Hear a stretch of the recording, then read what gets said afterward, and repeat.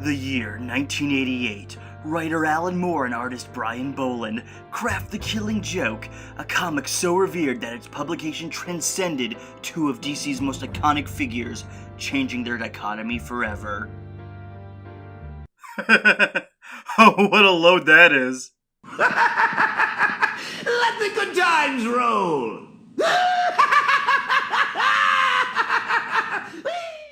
Now, I'm not going to try and establish some sort of Batman credibility. These reviews are honest opinions. That's the point of them. So with that said, let's rip and tear The Killing Joke. As far as I'm concerned, The Killing Joke is arguably the second most overblown story in Batman's lore. It's just like right behind The Dark Knight Returns. It really is just an underwhelming story that even its own writer Alan Moore acknowledges how much of a lame duck it actually is. If you need more proof, go to Inverse.com, check out the interview with Moore, and hear what he has to say. It's actually kind of interesting. As for me, I'm here to cover the film adaptation brought to us by DC Animation. A company that seemed like it was going to be so promising to bring in a greater DC universe to the mainstream. Instead, we get a plethora of Batman movies, because Batman is practically a no-risk property to make money on. Basically, Batman is the equivalent of the golden bat cow.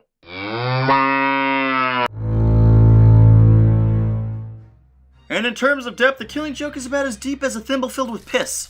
The premise is that Joker wants to screw with Batman, per the usual, so Joker shoots Barbara Gordon, takes nudie pics of her, and uses them in an attempt to drive her dad, Commissioner Gordon, in complete insane to prove any person can snap after having one bad day, just like the Joker himself. And while doing these terrible things, the story tries to sell you on the idea that Joker is a tragic figure by intersplicing flashbacks on his life. And this story somehow blew up the Batman mythos. Elements from this one story are used all the damn time. The Tim Burton Batman, Birds of Prey, The Batman, Batman the Brave and the Bold, Batman Arkham Asylum, Batman Arkham Origins, Batman Arkham Knight, Batman Zero Year. This story shook the freaking foundation for the Batman mythos. And really, why? I mean, if I had to guess, it's because this was the 80s. This was kind of new for that time, but nowadays, this is kind of the norm. The Joker doing vile things is so commonplace by this point that pretty much all aspects of him actually being a clown are pretty much gone. That's why now he can be a juggalo albino gangster some crap. I don't know what Suicide Squad was trying to do. Now, arguably, the only interesting thing to come out of Killing Joke is Barbara went from another member of the Bat family to this central source of info in the DCU, with her assisting major heroes. And I like that. As the Oracle, she was strong physically, had great willpower, and had a brilliant mind that was practically unmatched, excluding the obvious super beings. Look, the point is to all this hullabaloo is that Joker's a bad guy, he did some bad guy things, and DC profits. Thus a cycle started that will continue before my time, and probably long after I'm dead and feeding wolves in the woods.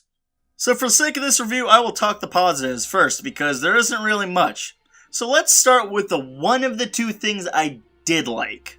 First off, the return of Kevin Conroy, Mark Hamill, and Tara Strong to their roles as Batman, Joker, and Batgirl, that's fine.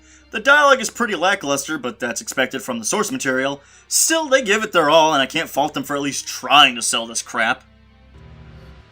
Here's to crime. Christ, that line sounds so stupid, no matter how many times I frickin' hear it. I can't really explain why, it's just sort of that, you'll know it's stupid when you hear it sort of thing. Now that said, and I am going to get so much flack for this, but the novelty of Conroy and Hamill as Batman and Joker has worn off. And don't get me wrong, I love Kevin and Mark. I grew up with these guys. They were a massive part of my childhood. They are arguably the definitive voice for these iconic characters for a lot of people. But honestly, at this point, it feels like WB knows we love Conroy and Hamill so much that they just exploit them to get new properties off the ground. Like Justice League Action.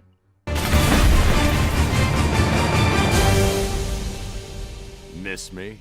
Miss you? You're in 3 major Batman games alongside Mark Hamill. I can't miss either of you if you guys don't leave.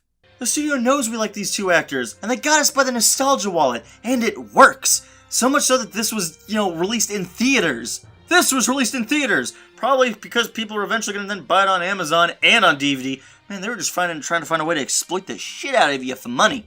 The only other actor of notice is Ray Wise as Commissioner Gordon, and he's fine. Nothing great, but by no means terrible. So the acting is good, for what it has to work with. And while the WB is clearly exploring our nostalgia to get us by the ass wallet, the voice acting could have been worse. I've had practice juggling my multiple personalities. The only other positive I got is the teaser of Barbara as Oracle. I mean, sure, it'll go nowhere and probably do nothing and never be addressed again. It's not like we'll get a cool Oracle movie out of this. But hey, we can at least enjoy Oracle in Birds of Prey. That amazing piece of shit. Simply put, just because something works in one medium, that doesn't mean it will translate to another. Now, Killing Joke as a comic, sorta works. While I don't like it, I get how it fits into the Batman mythos and its significance. Batgirl being around for roughly 20 plus years of continuity, it set a precedent, so her fall to the Joker was indeed tragic. See, the issue here is that the movie is a bit too perfectly adapted. It took from the source and just threw it on the screen without really attributing that you could, and arguably should, explore content that was left out of the previous installment to better make it cohesive. Sure, there's that Batgirl prologue, and we're gonna get to that, don't worry, we're gonna get to that! Really, the material here is shallow, and even Alan Moore admits to it by stating, I think it put far too much melodramatic weight upon a character that was never designed to carry it. It was too nasty, it was too physically violent. I agree with the old wizard on this. The work here is shallow. It's made only worse by the fact that writer Azzarello, who failed to strengthen the material, came on board. And then to top that off, this animation looks like it was done on the cheap. Well, the backgrounds are fine, and Batman looks on model, and Barbara looks a bit younger than she did in the comic, making the whole sex scene even more awkward later on. But for me, everything comes to a screeching halt when Joker arrives. I'm not even sure how to describe him other than a soundbite I got from The Simpsons. Ugh! Oh, jeez. I'll take a crab juice. These DC movies usually have some really good animation in them. I mean, sure, they ain't a Disney movie or something, but they're pretty damn good for home release. So why does the animation look so static in this movie? It's strange that a blasé-rendered hunk of crap like this went to theaters, but a good Batman film like Under the Red Hood or even Batman Year One didn't. And the part that caught my attention that really got me to notice how bad this animation is the musical sequence. I mean, there's one bit where it's like a few frames of animation where it's the one time where it felt like it was actually very loose, free-roaming animation. As a light bulb battered bug. That right there is where it seemed like it was the most fluid. Hell, the musical still falters because the background dancers got these dead eyes as the animation loops, and it's very, very noticeable. It makes me wonder how Bruce Timm, a guy who brought the standard of animation in TV cartoons up a notch, was even involved with this project. And it gets better because past the character models and the pop-up book quality animation, The Killing Joke follows the New 52 line of movies with a color palette that is simply another victim to Snyderosis. When you compare this movie to the color of the original comic, before Brian Bolland pulled a Lucas and decided to special edition his own artwork, the original colors were 80s garish, there's no way around it, but it worked for the comic book. It gave this feeling of a very psychedelic trip. I felt the bright colors reflected Joker's perception of reality. It worked to illustrate his past in black and white, while the current timeline was vibrant, as though the Joker had a looming presence. Now everything just looks dreary, uninspired, and flat when compared to the more robust color palette it once had. You know, I thought the prologue was a good idea, in theory, but a good idea nonetheless. Adding more Batgirl to make her better rounded for the sake of the story? Hey, good idea all around, why not? It makes sense, too. Without the 20 plus years of comics, we need to allow new viewers to come in and get acquainted with Batgirl and get to know her. It was just sex, for God's sake. Oh no, this prologue was a mistake. I'm not surprised the prologue was this poorly managed. I mean, this is the company where Alan Moore had asked permission if it was okay to cripple Batgirl, and the original editor, Len Wein, said, yeah, okay, crippled the bitch. Really, treating Batgirl like crap is pretty much a common practice at DC by this point. It's almost a rite of passage. The real gripe I got with this intro is that it's 30 minutes of tearing Batgirl and Batman down instead of building them up. If this was in the hands of a good writer, this prologue would develop Bruce and Barbara's relationship. Instead, Batgirl's harassed by a loser thug named Paris Franz. God damn it, that's dumb. And after some escapades, Batgirl goes after Paris on his own turf and is nearly killed. Now this sorta works because the idea is that she's on edge, this prick is really getting under her skin. That's fine, no problem there. But having Batman come in and talk down to her is frickin' moronic. I thought we were partners. We are. But we're not equals. Not even close. You sanctimonious, self-righteous... You're not in it like I am, Barbara. It's still a game for you. It's still a thrill. You haven't been taken to the edge yet. The edge of what? The abyss. The place where you don't care anymore. Where all hope dies. Must have seen Batman v Superman. So it wasn't enough that Barbara is sexually harassed and talked down to. Don't worry, she wasn't sexually harassed by her boss. She was sexually harassed by the thug. She was talked down to by her boss. But that's not enough. No, this Sunday affair needs to top it off by busting Batgirl's cherry.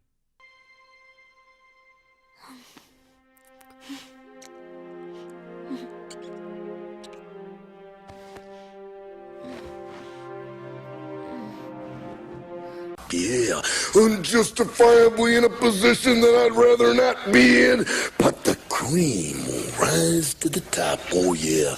Now you think that would be enough, right? You know, they've shit on Batgirl enough. No, they're gonna shit even further. She becomes a needy girlfriend stereotype because Batman proceeds to hit it, then to quit it. Then, when Barbara sees a random couple, this guy's upset that his girlfriend's being really clingy. So Barbara just straight up assaults him. I need space. Hey! There. Space. Girl power? I guess? I get that Barbara's frustrated, but it doesn't mean she needs to be a complete asshole. And really this all feels out of place, not just for her, but for Batman. Especially given later in the movie, with how compassionate Batman is to the Joker. Especially after all the events that transpire. And the whole Bat screw is really strange. Batman is the patriarch of the Bat family, a role model, a parental figure to everyone within this family. And I don't care if he and Barbara had a fling in the comics. This isn't the comics. This was literally an original piece made specifically for this movie alone. And I know they're not blood related, and I know they're both adults, but it's creepy all the same. It's like when you have that one friend who couldn't wait till the Olsen twins were of legal age because he saw them grew up. Yeah, it's that levels of creepy. I just think if you're gonna tack on a prologue, it may as well strengthen the Killing Joke.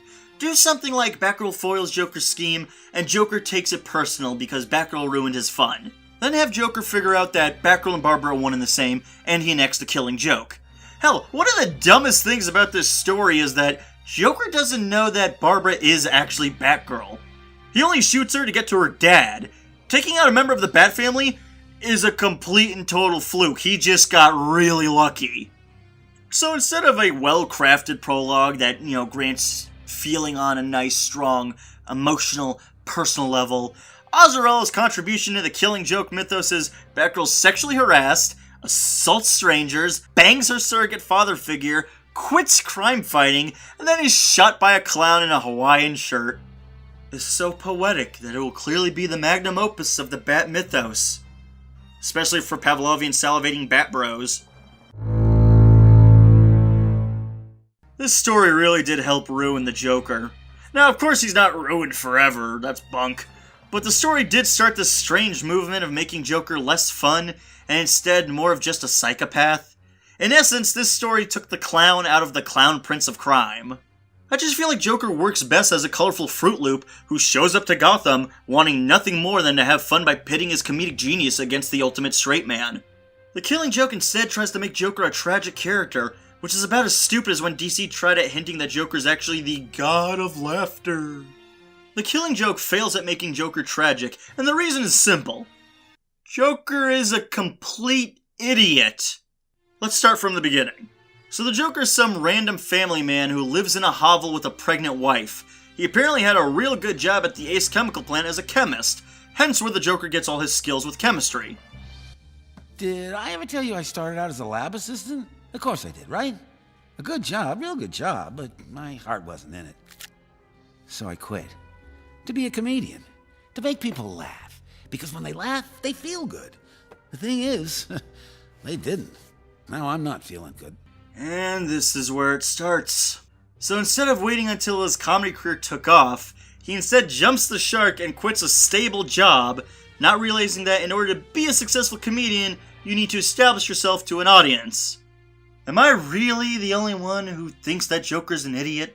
I mean, he didn't think about his family's financial situation beforehand, and really, he's gonna turn into a clown before he was a failed comedian. That's like if Mr. Freeze was a refrigerator repairman before ending up in the frost suit. So after the comedian angle fails, he does the smart thing. He goes and gets his job back at the chemical plant, right? No! He goes to the mafia to pull off a heist. You know, the only real tragedy is that by random chance, his wife that's pregnant dies by electrocution by a faulty bottle warmer. But the rest of this crap? This ain't deep. This is amateur hour writing. What? He's some poor, unfortunate soul that lives in a hovel who can't realize his dream to make people laugh, and his pregnant wife dies. And what? I'm instantly gonna play a violin for this asshole?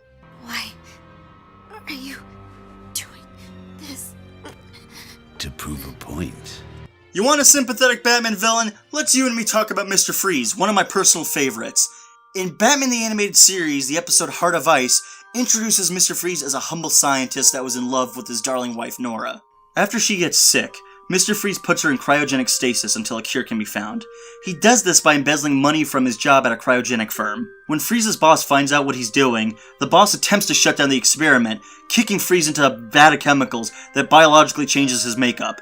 Now he can only survive in sub-zero temperatures, otherwise he dies. So even if he does cure Nora, he can never really truly be with her. Think of it, Batman. To never again walk on a summer's day with a hot wind in your face and a warm hand to hold. Oh yes, I'd kill for that. See, now that's a tragic character. Mr. Freeze had no real control of his life. He was a simple scientist whose wife got sick, and then he became desperate to save her. We can empathize at the tragedy and see that Freeze became a cold-hearted man, wanting nothing more than revenge and the return of his lost love. Joker, on the other hand, is a moron who quits his job without considering his family to follow a pipe dream about being a comedian, only to fail and get into business with the mob. He's not in a desperate situation because of bad luck. You seriously get more out of Heart of Ice in 22 minutes on a kid's show at selling a tragic character than you do on an R-rated feature-length film. What's even more moronic is how the story tries to play this off. Remember how I said Batman shows compassion to Joker? Maybe we could work together. I could rehabilitate you. You don't need to be alone. We don't have to kill each other. Let me help you. So did Batman forget this? Barbara! It's funny, in Under the Red Hood, Batman is so furious about Robin's death that he beats Joker into a body cast. You gonna do it this time? Or you just gonna put me in another body cast for 6 months? Nah.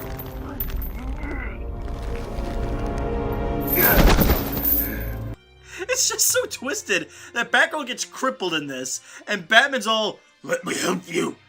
The act that Joker pulls throughout this entire story, doing all these horrible things, are so vile that the tragedy by all means is completely wiped out. What's even more screwed up is Azrael added this little bit of content.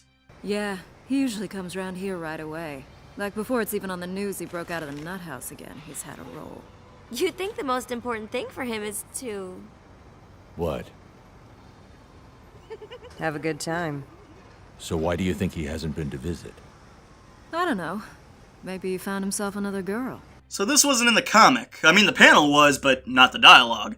People have taken this scene to mean that Joker raped Barbara.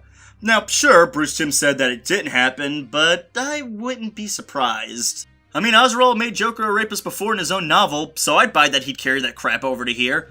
And you know what? Adding the rape on top of already the poorly managed other content here, the tragedy angle goes completely moot. Honestly, the only mild solace I could kind of get out of this story, and it's very mild because this thing is written like a hunk of crap, I really do attribute to the Grant Morrison mentality, where after all this garbage is said and done, this is the last Batman story, where Batman just straight up snaps and kills the Joker. Killing Joke's good, and I kind of like Killing Joke, because we talk about this, no one gets the end, because Batman kills the Joker. No, all right, we didn't talk about right, this. Well, we got to talk, okay, let's have Killing Joke as our second in command here.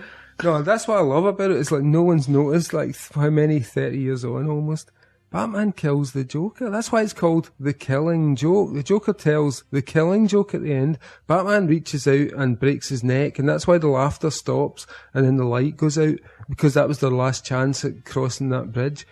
And Alan Moore wrote the Ultimate Batman Joker story. He finished it. Really, that's the only way I can see any good out of this story.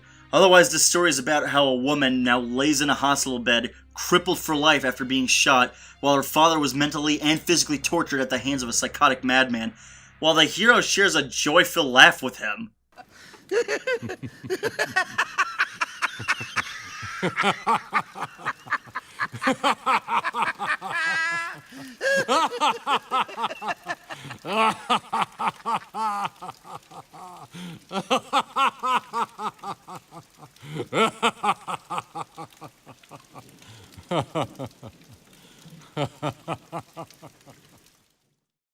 And that's not funny. Hey, thanks for watching. What's your opinion of The Killing Joke? Feel free to comment below, and be sure to check the description box for a link to my DA page, where you can download a free copy of the Joker wallpaper I made for this video. Also, feel free to stop on over to TeePublic. That's where we sell all sorts of t-shirts and stuff that help keep us going. Toodaloo till next time.